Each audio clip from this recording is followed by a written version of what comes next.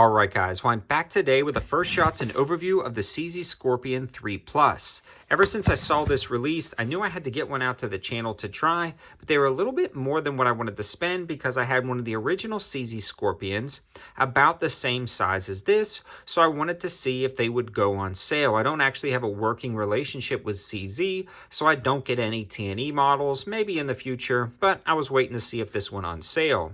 Now, a lot of things happened since the release of this pistol with braces. Now, they have actually been back and forth, but in this last big push to get rid of them, the prices dramatically dropped on things that utilize them that almost seem pointless without them, and the CZ Scorpion fell with those price drops. Now, this dropped down to all the way about $750, about $250 off the original price, and I waited, and CZ actually offered a $100 rebate. So I snagged this guy for about $597 after the rebate, which was a great deal in my opinion. And after getting out to the range, I am very, very happy with my purchase. Before we get too far into it, I do want to give a huge shout out to Callaway Ballistics for sending over the ammo to help make this and other videos. I also have the code 704TACTICAL for 5% off and free shipping on orders over $200, and they just did restocks. They also have Sub 9, Hollow Point 9, Sub 300 Blackout, 6.5 Creedmoor,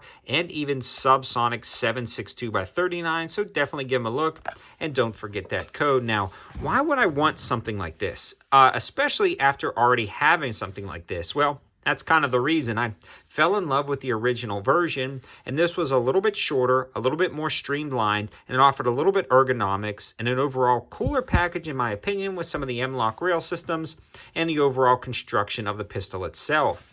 This one features a shorter barrel with that KAK flash, can, or sound redirect that can be removed if you wanted to add some type of other muzzle device. It comes factory with the hand stop built right in and slightly higher sights than the original.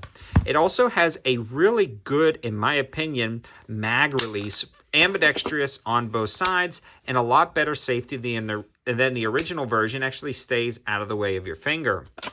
It also has the HK slap. If you wanted to grab something like that and utilize that HK slap, it works out really cool, and it's really cool to load. Last round bolt hold open, and overall the ergonomics on this thing are absolutely spectacular. One thing to note about this, guys, you would think it would be almost unusable without any form of stabilization, but in reality, it points very naturally, and it's actually very well balanced. The recoil impulse is very minimal, and you can actually make follow-up shots and quick transitions as you see it here, as you see in the intro.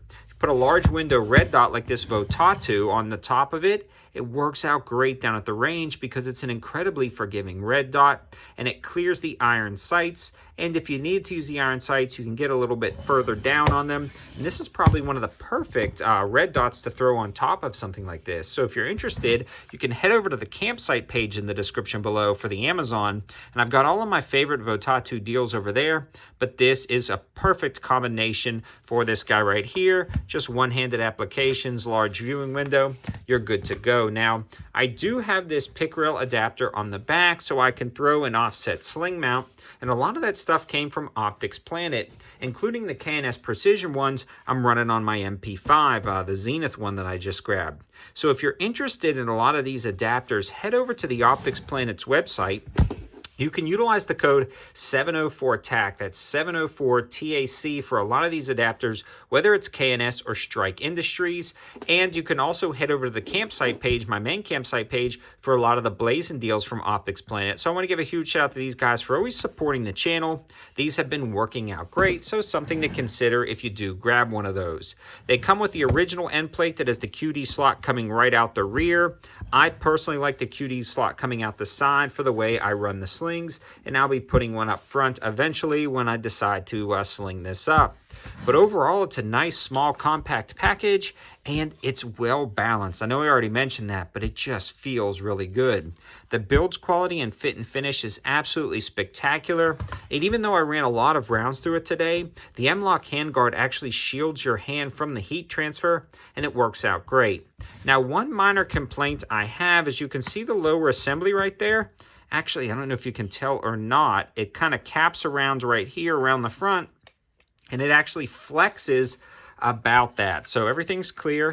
Gonna fire the trigger, but you can actually feel it flex a little bit more than I would like to, but it's not that big of a deal. Just something to consider when you're purchasing it. It's got really nice grip texture around the grip. You can get a good high purchase on it. And again, that safety stays out of the way. And the trigger itself on this guy, oh man, that's a little bit stiff right there. The trigger on this, it's heavy. Let's just put it that way. It's heavy, it's spongy, and you never really hit a wall. It's not the best trigger in the world, and there's a lot better triggers on other AR9s, even the MP5. Especially something like that Ruger Charger has better triggers than the CZ Scorpion, but it's something I'm willing to look past because it just works so well down at the range. Now, the trigger guard itself is large enough that you can use glove fingers. The magazine well is beveled right here, so the mags insert free, and this one in particular came with two 20-round mags. But they do run the PSA AKV mags, but they're a little bit tight going in, so I don't necessarily recommend it. But if you already had a lot of those, you could load them up and take them down to the range, just you're not going to be doing any tactical or speed reloads. In a nutshell, this is going into my permanent collection. Again, I knew I had to give some of the newer CZs a try, and this is by far one of my favorite ones that they've ever made. It's actually practical without anything hanging off the back, but the practicality would increase if you decided to put something on the end of it. I think it would be a lot better down at the range. So I hope you guys liked the video. I hope it gives you another interesting find from CZ. These guys are not putting out junk lately. They are making really good stuff. Thanks for watching. Have a good one.